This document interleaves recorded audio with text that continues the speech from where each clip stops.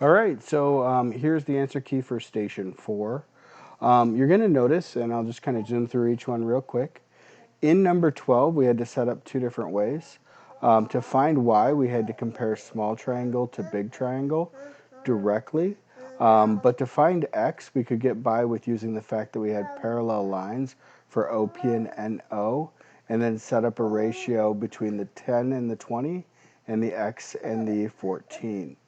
If I go to 13, on 13, first thing that I would notice how we have 5 and 5 on the left, all right, and then we have the two sides marked as the same on the right or top. All right, that right there is enough to tell you that it's a mid segment. And if we have a mid segment, we know that's half the length of the base. So we could go right to 32. Now, if you didn't notice that, no big deal. You could go ahead and set it up small triangle to big triangle.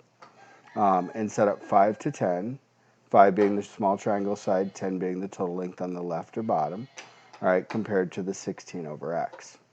Now, if I go to 14, 14, the angle marking in the upper left of each triangle indicates that those are parallel lines, and thus we have similar triangles.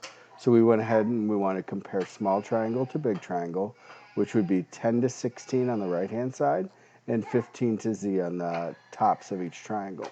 All right, and that gives us a 24. If I go to 15, again, we can notice mid-segment, and again, we know the rule is that twice the mid-segment equals the base. So I took 2 times y plus 9 equals 4y minus 8.